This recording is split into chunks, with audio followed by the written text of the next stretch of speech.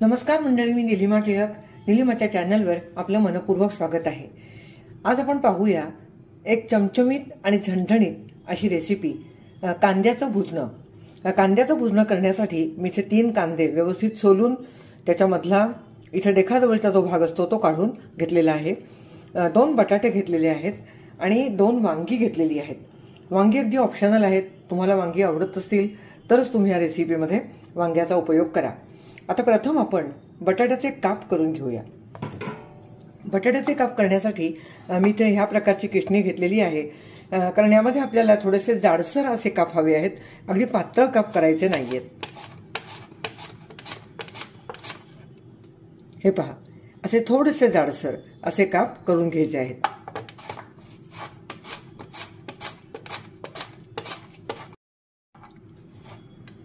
तर बटाट्याचे काप आपले करून झालेले आहेत. हे आपण पाण्यामध्ये घालून ठेवूया.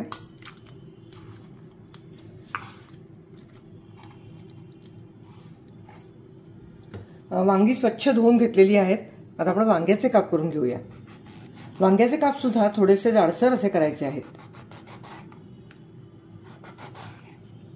आतमधून वांग व्यवस्थित पाहून घ्यायचं आणि आपण असे जाडसर काप या दोन्ही वांग्यांचे करून घेऊया.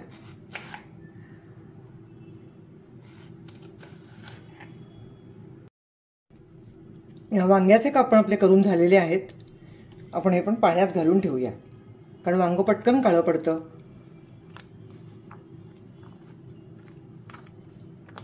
आता आपण चिरूया कांदा. कांदा उभा चिरून घ्यायचा आहे. गोल चकत्या केल्या तरीही चालतील. जर का लहान कांदा असेल तर त्याच्या तुम्ही बटाट्यासारख्याच गोल चकत्या करूनही घेऊ शकता. पण आता मी इथे थोडासा कांदा मोठा घेतलेला आहे.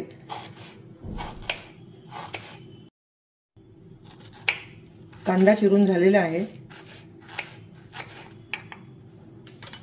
आता एका बाउलमध्ये कांदा घेऊया.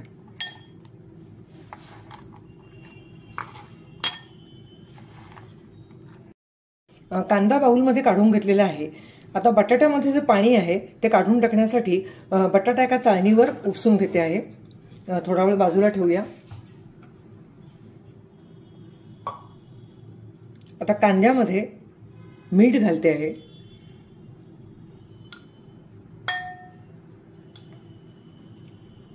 तिखट घालूया. 1 चमचा मी तिखट आणि मीठ यामध्ये घातलेलं आहे. आणि यामध्ये आपल्याला थोडंसं तेल घालायचं आहे.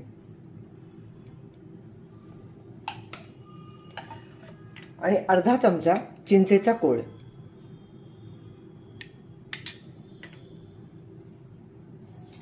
आता हे सर्व मिक्स करून घेऊया.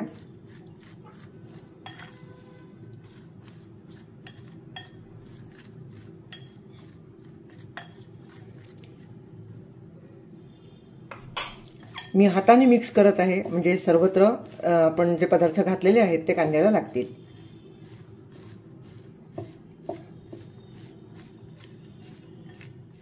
कांद्याला तिखट मीठ लावून घेतलेले आहे. आता कांद्याचा बाऊल आपण बाजूला ठेवूया आणि बटाटा एका बाउलमध्ये घेते आहे. आता बटाट्याला तिखट मीठ लावताना जे वांग्याचे काप आहेत ते आपण पाण्यातून काढून घेऊया.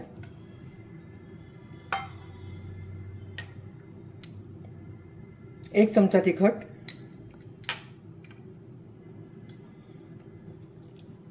1 चमचा मीठ, अर्धा चमचा चिंचेचा कोळ आणि थोडंसं तेल. थंडीच्या दिवसातली एक गरमागरम चमचमीत रेसिपी आपण करत आहोत.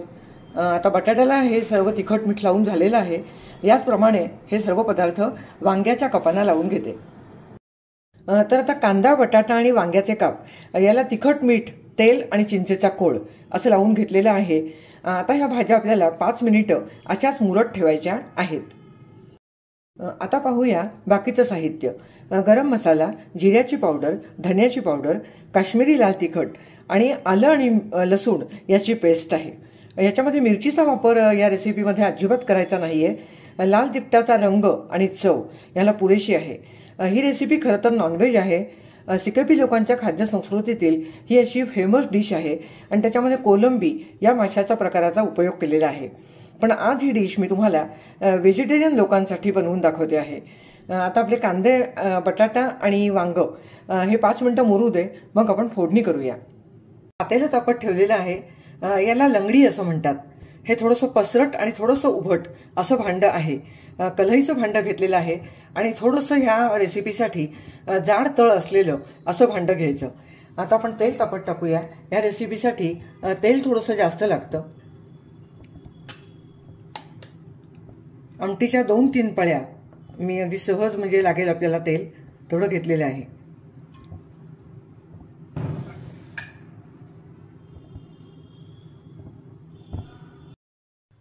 तेल तापलंय का बघण्यासाठी अगदी 2 दाणे मोहरी घालूया. ह्या रेसिपीला मोहरी फार घालायची नाहीये. तेल तापलेलं आहे. जिरं घालते, थोडासा हिंग, हळद आणि यावर टाकूया आलं आणि लसूण याची पेस्ट. 2 चमचे पेस्ट घातलेली आहे.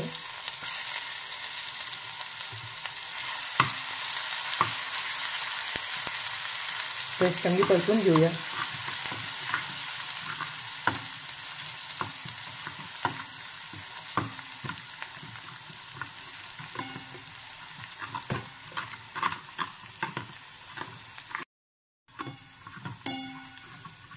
आलं आणि लसूण परतून झालेलं आहे.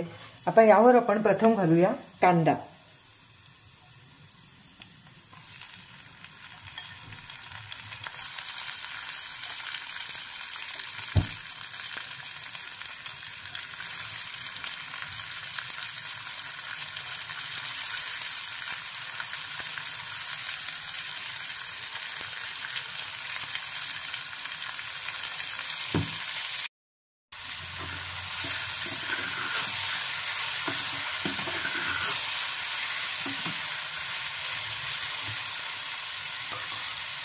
आता कांदा परतताना यामध्ये आपल्याला काश्मीरी तिखट घालायचं आहे.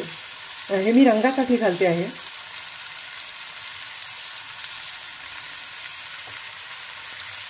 गरम मसाला तुमच्या आवडीप्रमाणे घाला. 1 ते 1.5 चमचा छोटा मी घातलेला आहे. जिऱ्याची पावडर 1 चमचा आणि धन्याची पावडर 1 चमचा. आता यामध्ये थोडंसं मीठ घालूया, कारण आपण मसाले घातलेले आहेत.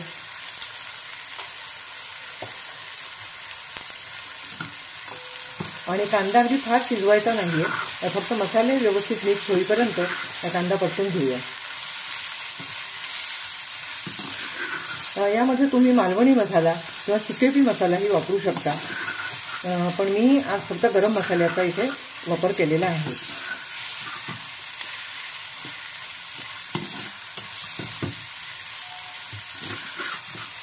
आता हा कांदा आपल्याला खूप परतून घ्यायचा नाही, कारण नंतर आपल्याला यामध्ये वाफेवर ही भाजी म्हणजे हे भुजणं ठेवायचं आहे. त्यामुळे आत्ता आपल्याला कांदा खूप परतून घ्यायचा नाही. हा कांदा मी आता काढून घेते आहे एका बाउलमध्ये. थोडासा आपल्याला ह्या पातेल्यातच शिल्लक ठेवायचा आहे कांदा.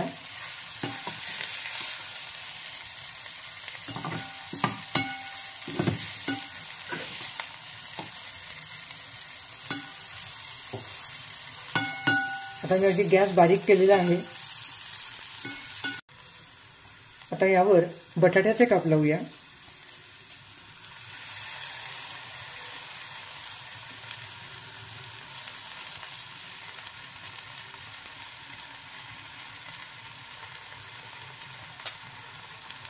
आणि आता वांग्याचे काप लावायचे आहेत.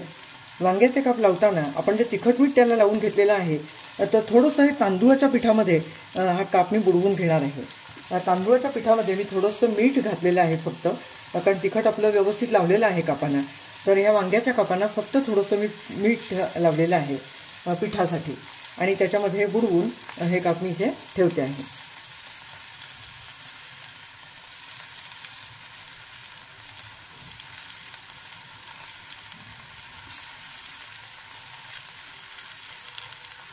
वांग अगदी ऑप्शनल आहे. तुम्ही बटाट्यासारख्या वाफेवर चिरणाऱ्या कोणत्याही भाज्यांचे काप यामध्ये वापरू शकता. पुन्हा यावर आपण कांदा घालूया. हा जो परतून आपण काढून घेतलेला आहे त्या कांद्याचा थर आता यावर आपल्याला घालायचा आहे.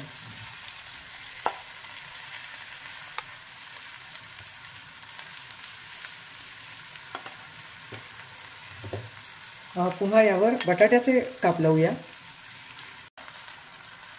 खूप छान चमचमीत असा हा भुजण्याचा प्रकार आहे. यावर पुन्हा लावूया कांदा.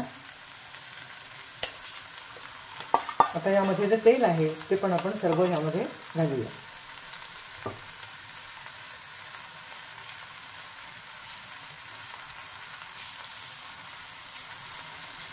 आणि असं सर्व हे जे थर आहेत ते थोडेसे दाबून असे पूर्ण पातेल्यामध्ये पसरून असे लावून घेऊया.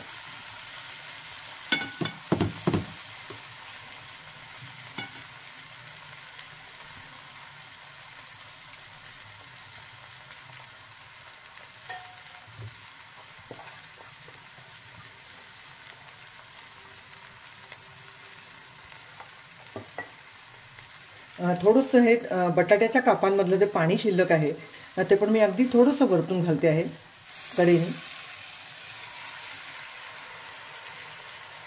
आणि अगदी मंद गॅसवर आता आपल्याला हे भुजणं 5 मिनिटं ठेवायचं आहे. 5 मिनिटांनंतर जर का आपल्याला आवश्यकता वाटली तर आपण तवा ठेवून त्यावर हे भुजण्याचं पातेलं ठेवायचं आहे. 5 मिनिटं मात्र अजिबात झाकण उघडायचं नाही, म्हणजे हे भुजणं अगदी व्यवस्थित शिजेल आणि त्याचा छान स्वाद येईल. भुजणं गॅसवर ठेवून आता 5 मिनिटं झालेली आहेत. 5 मिनिटांनंतर आपण झाकण उघडून पाहूया आणि हे भुजणं आपलं खाली लागायला नको म्हणून त्याखाली तवा ठेवूया. खूप छान रंग आलेला आहे.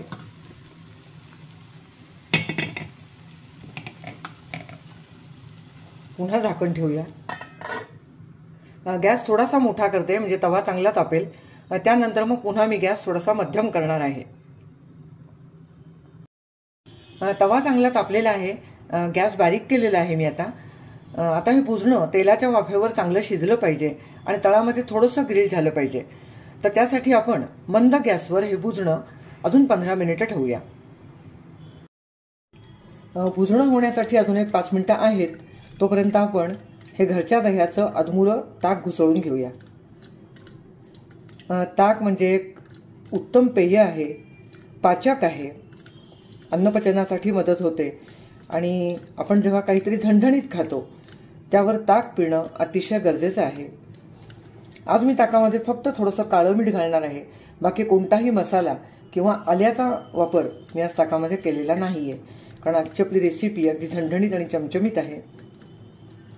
तर आपलं हे घरचं गोडसर ताक तयार आहे.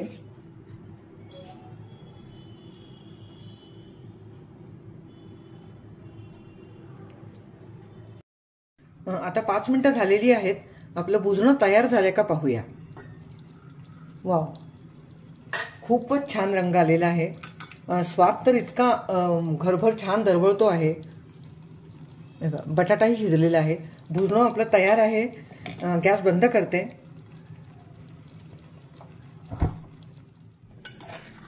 हा, किती सुंदर असा स्वाद येतो आहे. तर हे गरम गरम भुजणं भाकरी बरोबर फस्त करा.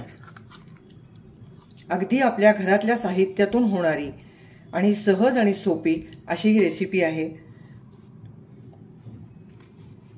त्याबरोबर थंडगार ताक आणि हे घरचं लोणी. कशी वाटली तुम्हाला ही रेसिपी मला जरूर कमेंट बॉक्समध्ये कळवा. आणि आवडली असेल तर करून पहा, लाईक करा, शेअर करा आणि चॅनल प्रथमच पाहत असाल तर नक्की सबस्क्राईब करा. पुन्हा भेटूया एका नवीन रेसिपीसह. धन्यवाद.